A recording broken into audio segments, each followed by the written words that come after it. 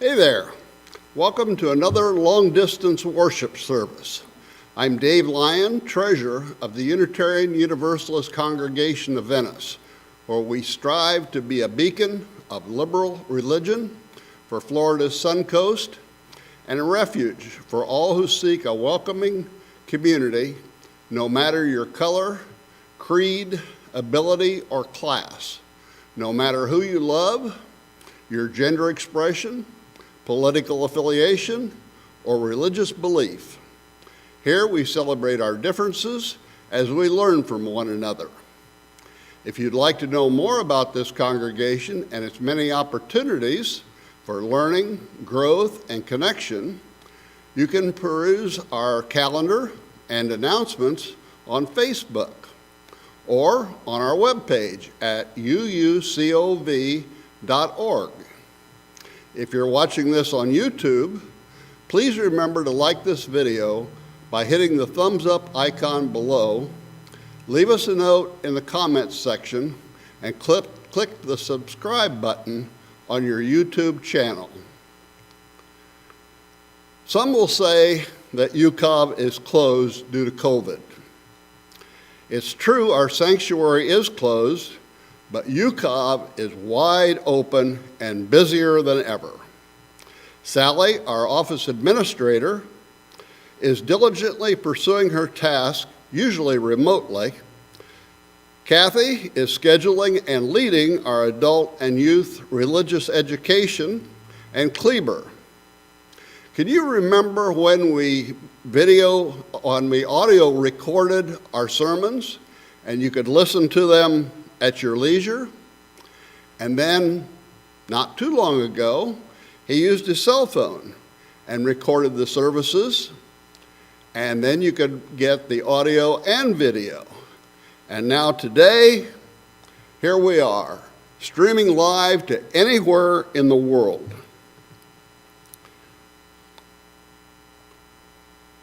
And who had heard of Zoom? Now we have fellowship groups, mat makers, chalice circles, and many more that include folks all over the USA. Lots to be proud of and to enjoy. Which brings me to our current pledge campaign. We need your support.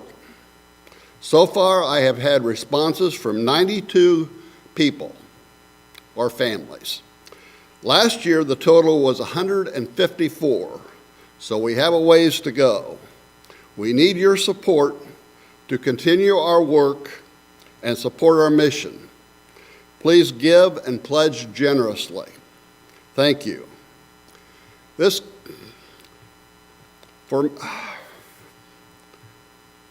We hope you'll find something in this service that speaks to you and maybe lifts you up or challenges you in ways that lead to spiritual reflection and personal growth. We're glad you've chosen to join us. Welcome to church today. The prelude begins our service.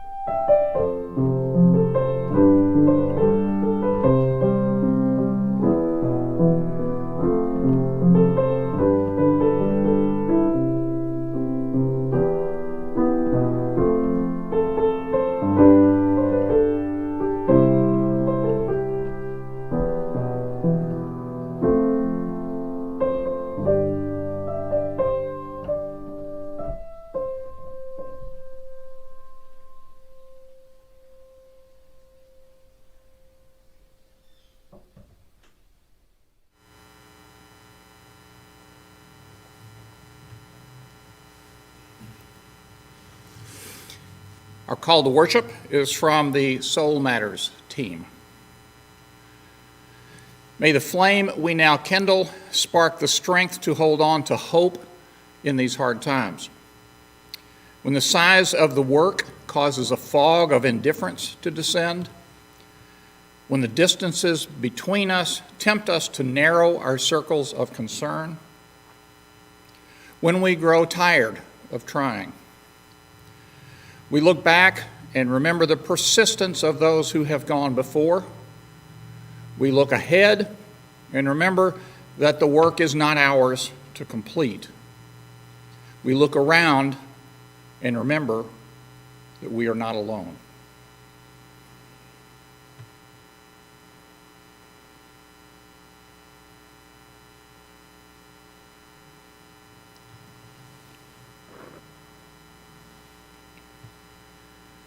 Let us worship together. Our hymn is number 1017.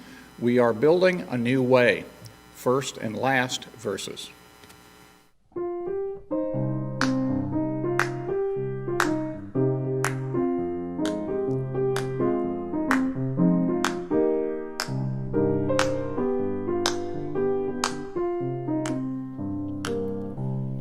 We are building a new way. We are building a new way. We are building a new way, feeling stronger every day. We are building a new way. Peace and freedom is our cry. Peace and freedom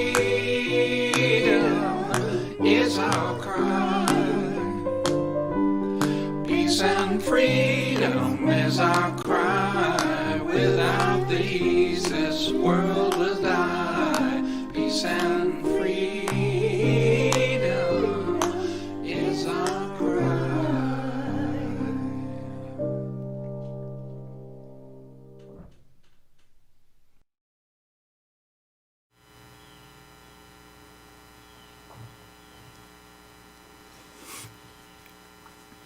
Our children have their own religious education class by Zoom each Sunday at 10 a.m. If you'd like to attend or help your child to attend, login information can be found on our website at uucov.org or on our Facebook page. This week we have a story called The Other Side, written by Jacqueline Woodson, illustrated by E.B. Lewis, and read for us today by Mrs. Parker. Welcome to Story Time with Mrs. Parker. Today's reading is The Other Side by Jacqueline Woodson. Illustrations by E.B. Lewis. The Other Side. That summer, the fence that stretched through our town seemed bigger. We lived in a yellow house on one side of it. White people lived on the other, and Mama said, "Don't climb over that fence when you play." She said it wasn't safe. That summer there was a girl who wore a pink sweater. Each morning she climbed up on the fence and stared over at our side. Sometimes I stared back. She never sat on that fence with anybody. That girl didn't. Once, when we were jumping rope, she asked if she could play. And my friend Sandra said no, without even asking the rest of us. I don't know what I would have said. Maybe yes, maybe no.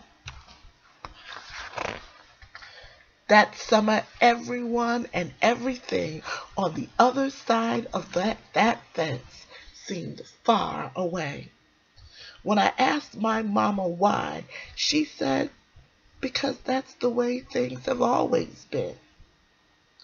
Sometimes when me and Mama went into town, I saw that girl with her mama.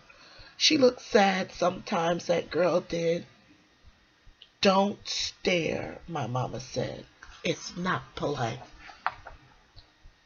It rained a lot that summer. On rainy days, that girl sat on the fence in a raincoat. She let herself get all wet and acted like she didn't even care.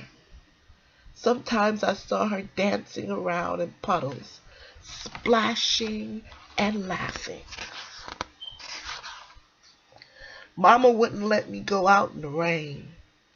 That's why I brought you rainy day toys, my mama said.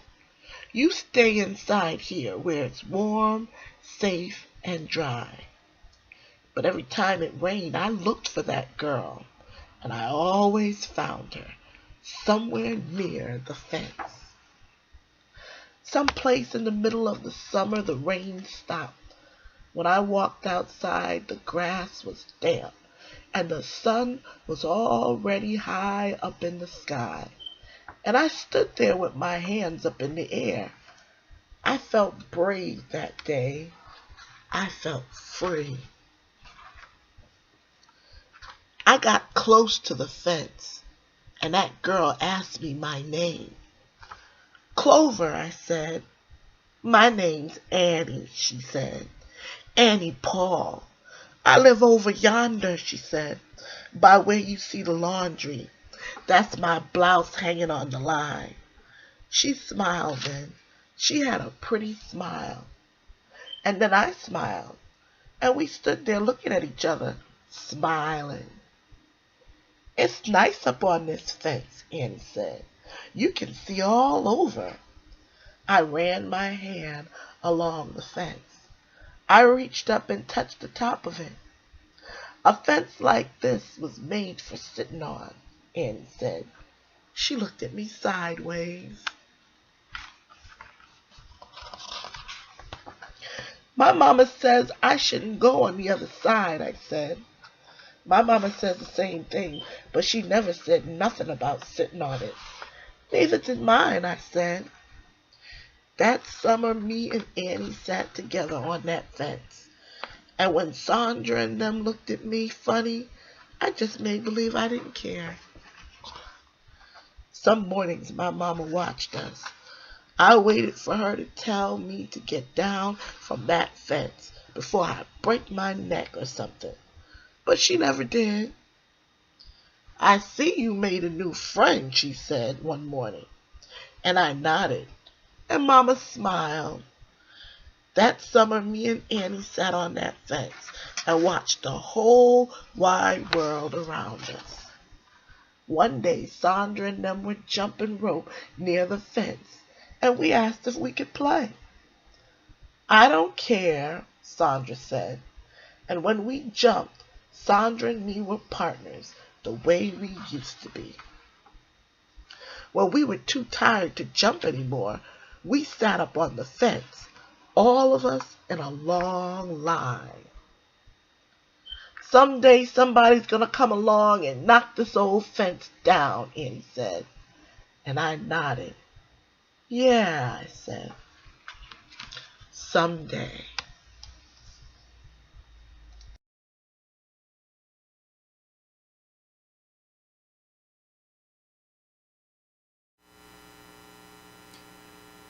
Our moment of prayer and meditation begins today with words from the late Unitarian minister, the Reverend Reese Williams, for 40 years, the minister of First Church in Boston.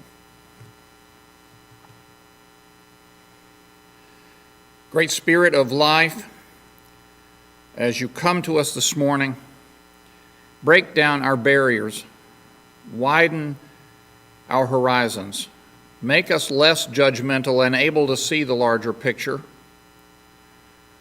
that we may love and let live, that we may embrace and forgive, that we may sustain and care. Help us to reach out to our better selves, that we may love more and hate less, that we may care more and reject less, that bound together by a deeper understanding, we may sustain each other through trial and tribulation, through joy and happiness, through sickness and health. May all our hearts be joined in a common purpose of hope and fulfillment as we seek holy ground for one and for all. We lift up those in this community who face change, challenge, or loss this day as we hold within our hearts all who suffer. And now we pray, each in our own ways, into the silence.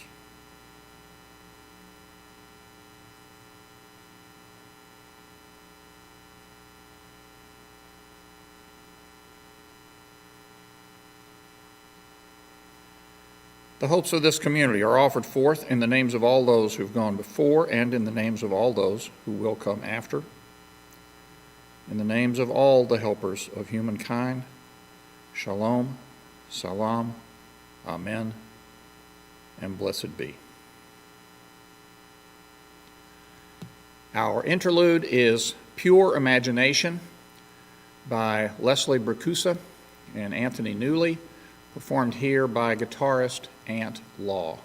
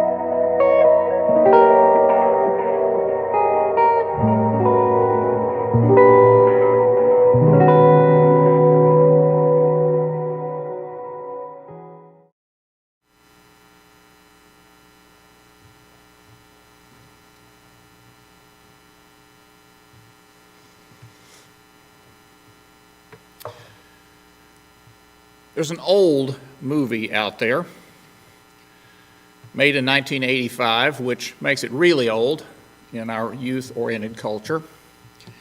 It's called Back to the Future, and it's about a 1980s teenager who has a mad scientist friend who's building a time machine. And the teen is accidentally transported back to 1955, the year his parents met. Hijinks ensue.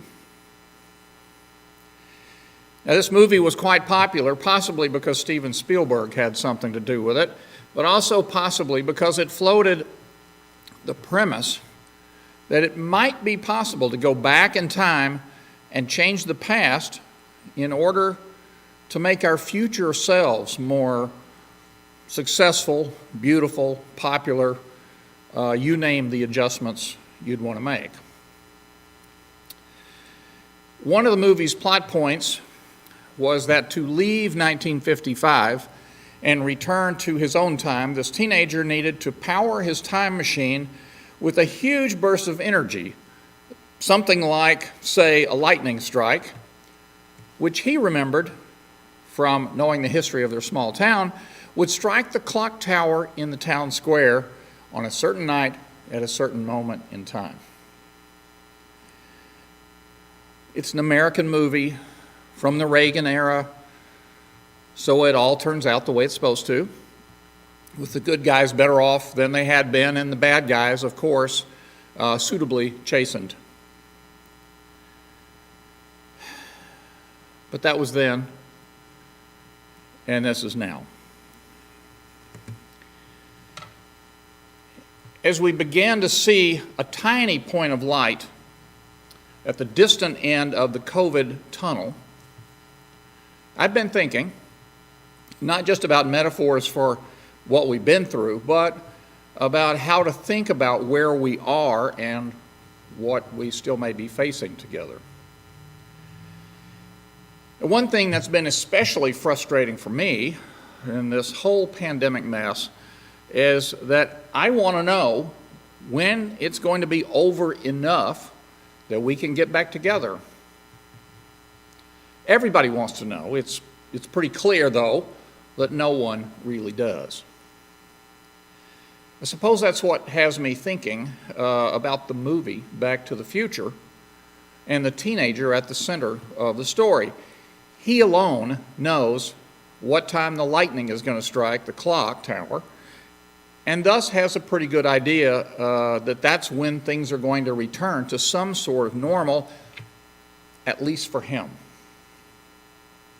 And it's a movie,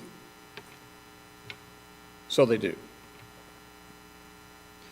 Frustratingly, annoyingly, real life is not a movie, and we don't have that one time-traveling, historically knowledgeable teenager to help us all out. All we've got is Dr. Fauci and the CDC. So really, we have no clue when that one life-saving bolt of lightning will strike that will usher in our return to normal. And you know, that's frustrating enough. But it strikes me that also that may be one of the biggest fallacies we tell ourselves, that we're ever going to be able to return to the normal we once knew. Too much has happened. We've been through too much. There's no normal to go back to. We know too much about epidemiology, about viruses, about disease transmission, and about how to keep each other safe. Mostly, we know too much about how much we need each other, how much we need the physical presence of each other, and what the loss of that presence means. I think that's the biggest, most life-altering change we will come out of this with, that we will know deep in our bones from hard-won experience just how much we need one another.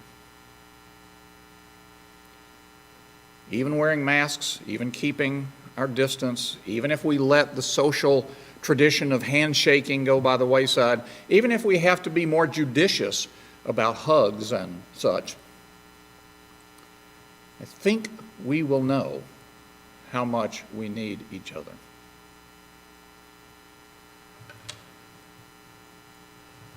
But the $64,000 question, what can we expect in the future? I do think masks and social distancing will still be with us for many months. Also, it occurs to me that having two services on a Sunday may be a relic of the past, at least for the foreseeable future.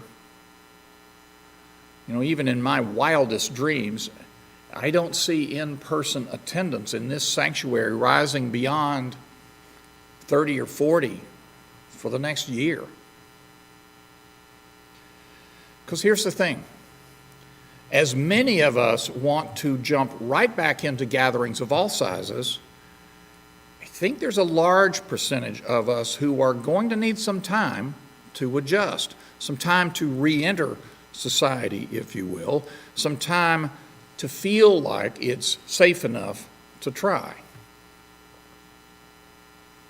If I can be totally personal for a moment, I don't imagine myself venturing out into big crowds. So, if I were to come to church and see the usual 150 or 200 people here for a high season service, I'd probably turn the car around. Or I would today, anyway. I mean, if I weren't the minister. Because I can't even imagine being in a big crowd right now. And I've spoken to a bunch of you who say you feel the same. So I think we have to see how we each feel and how we each will do with reentry when it comes time to try. And then, down the road, when we do have more than 30 or 40 people wanting to come to church in person, we'll likely have to go back to 2 services or 3 or who knows. Let's do the calculation. Our capacity here back in olden times used to be 170 or 180 in the sanctuary. Now, with more distance needed between us, that capacity may be down to 50, I've heard, which means at our old world attendance rates of 230 to 270 on a Sunday, we'd need to do 5 services to accommodate everybody safely. I think I'm going to need a drink.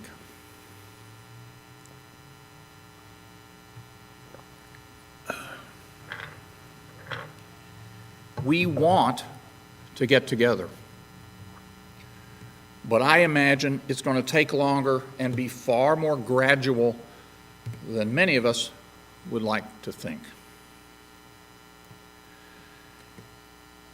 Now, if getting together one way or another is number 1 at the very top of our list of getting back to some future new normal, somewhere near number 2 might be getting back to working on the other parts of the mission of this congregation, the parts beyond the social part, which are laid out right there in our mission statement that says we are, or we will be, a welcoming, caring community, encouraging spiritual growth, seeking meaning, and pursuing justice. Now, looking a little more closely at that mission statement for a moment, it seems to me that we're already working toward and hoping for a return to being a welcoming, caring, and in-person community as much as we can be. I also think that through this pandemic, we've come to the realization that in-person is not the only way we're called to be welcoming. To be truly welcoming, all our worship services and a lot of our religious education and other events are going to have to be live streamed or produced on Zoom or recorded some other way so we can include people who are still in the north as well as people who are here locally but have an easier time joining us electronically than physically. One step we've taken is that you are seeing this service, as Dave mentioned, either by live stream, as it happens, as we do it, or you're seeing the recording of that live stream. A further huge step is that we're having new cameras installed here in the sanctuary, hopefully this week, that we'll begin to practice with in upcoming days to make these broadcasts better. But those are pretty big steps, I think. And back to the mission statement, how are we doing with encouraging spiritual growth and seeking meaning? Well, that's sort of what worship is about, in part. It's what our religious education is about, isn't it? both for our children, for our youth, and for our adults. And we're doing what we can there too with people trained in the technical aspects of Zoom to help our facilitators focus on facilitating rather than on getting lost in digital details.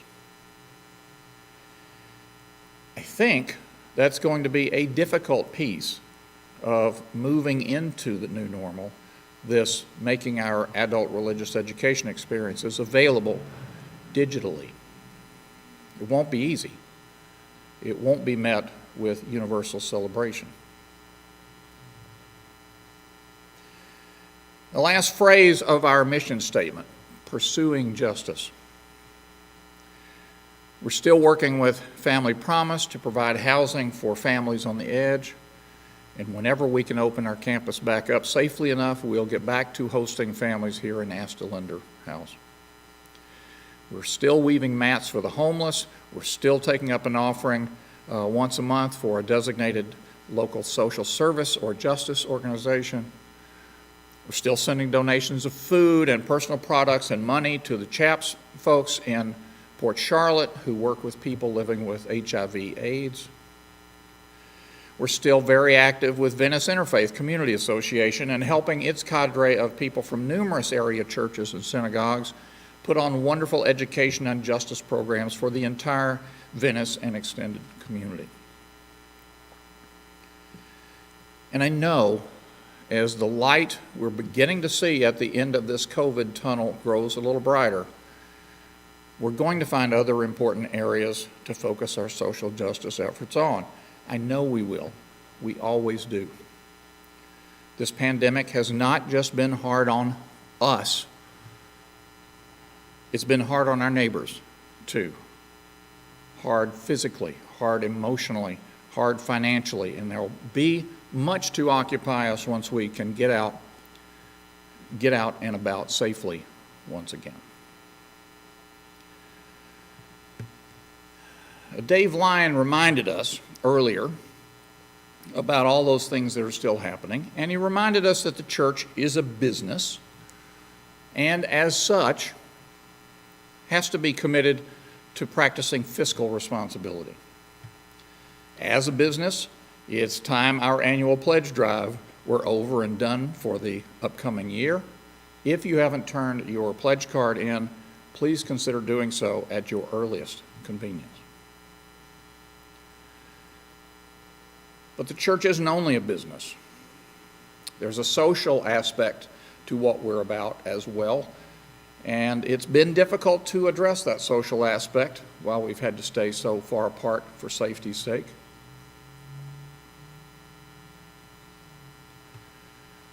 But the church is, at heart, neither a business nor a social organization. It is a liberating community with a distinct mission in the world. This congregation, in its mission statement, says it is, or says it aspires to be, a welcoming, caring community, encouraging spiritual growth, seeking meaning, and pursuing justice. And that ought to be what we're about. And maybe it feels to you like this congregation has taken some time off this past year. Maybe you feel like collectively we haven't done as well toward fulfilling our aspirations as we might have during the COVID era. Or maybe you feel like you've had some time off and now you have some more time or talent or treasure to give. However it is we're feeling today, you know we can't go back. It's only in movies and in our imaginations that we can go back in time and change the past to make ourselves more successful or beautiful or popular in the future. Alas, we don't have a time machine. Instead, here we are in the present, in this eternal now, trying to imagine and plan for a future that is finally beginning to look brighter in some ways, and yet remains, as futures always do, uncertain.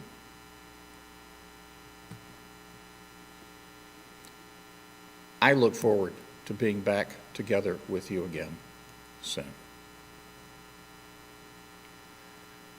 So may it be. Our hymn is number 121, We'll Build a Land, the first verse.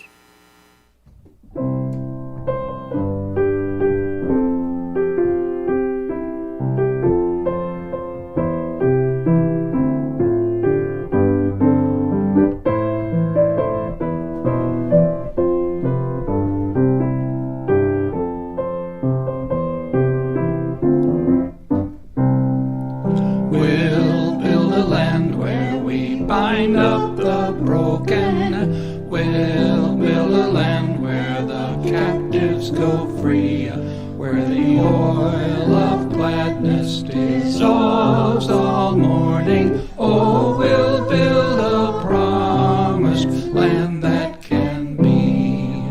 Come, build a land where sisters and brothers, anointed by God, may then create peace, where justice shall roll down like waters, and peace like an ever-flowing stream.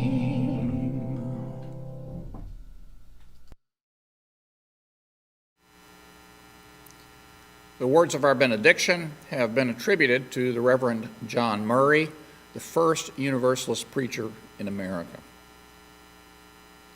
Give the people something of your new vision. You may possess only a small light, but uncover it, let it shine. Use it in order to bring more light and more understanding to the hearts and minds of all people. Go in peace, walk softly on your paths, and may the light of love shine on you all your days.